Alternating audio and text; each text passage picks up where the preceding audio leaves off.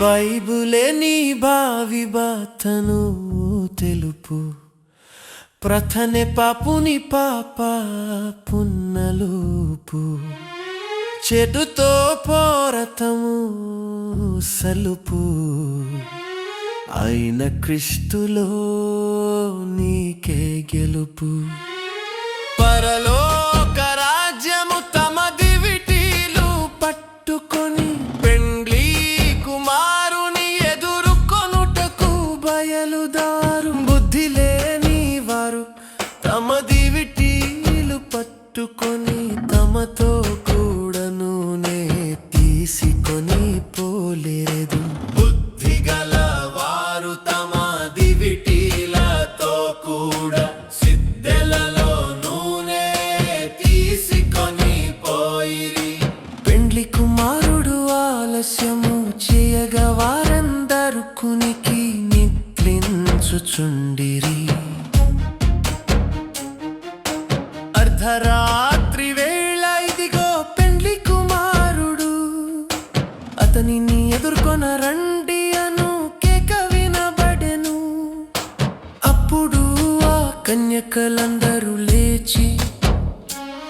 తమ దివిటీలను చక్కపరచిరి గాని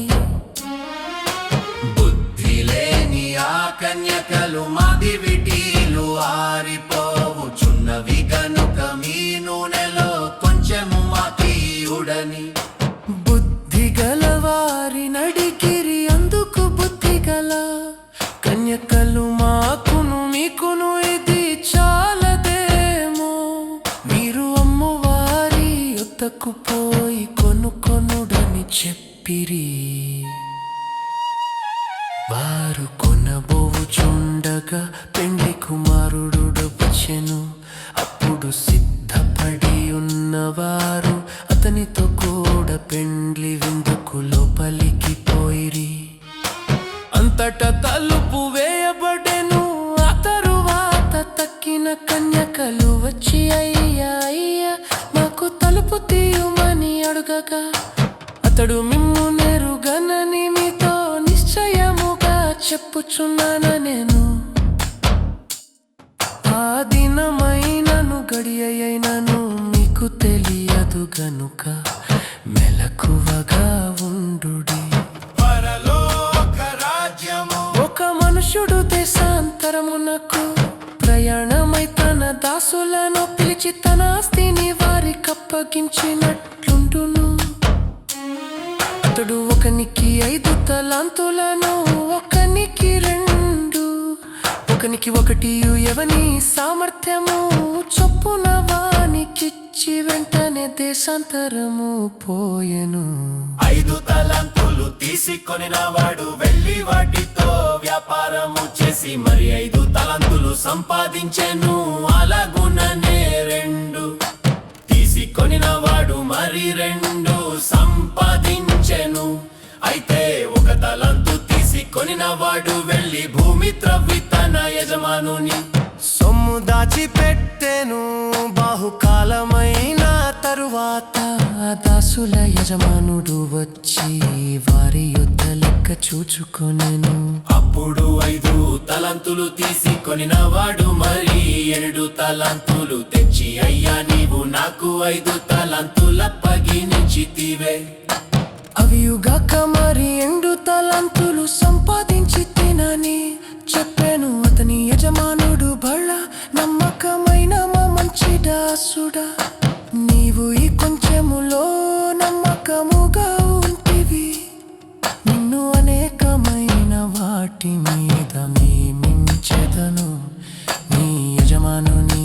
సంతోషములో పాలు పొందుమని అతనితో చెప్పాను అలాగే 2 తలాంతులు తీసుకొనిన వాడు వచ్చి అయ్యా నీవు నాకు 2 తలాంతులప్పగించితివే అవియుగాక మరి 2 తలాంతులు సంపాదించి తినని చెప్పాను అతని యజమానుడు బహళ నమ్మకమైన మంచి దాసుడా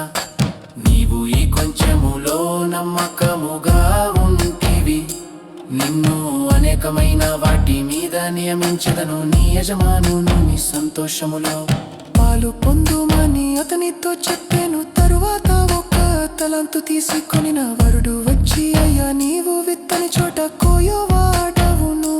చల్లని చోట కొని పళ్ళు కూర్చుకను రాటమైన కఠినుడవా మీనంటకము బుంకనైన భయపడి ఎన్నికలాటమి దేమినగా చుట్టూ తుప్పెని ఇంకో నీటి మెనివో తీసుకొనువని చెప్పెను పొందకు నాని ఎజుగా నేను వాణిని చేచి సంబడిదే చెప్పద సంక నీవు వత్తిన చోట కోయవాడను చల్లని చోట పల్త కూర్చుకోమవాను సహకారులు యుద్ధం చావలసి ఉండెను మెన వచ్చి ఒడ్డితో కూర మాసము తీసుకొని అందలే అని చెప్పిన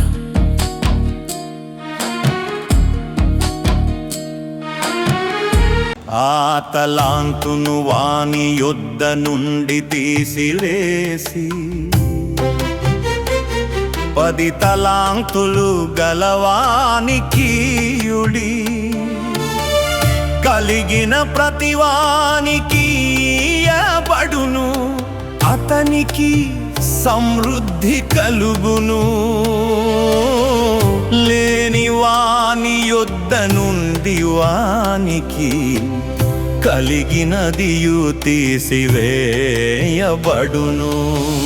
మరియు పనికి మాలిన ఆదాసుని వెలుపటి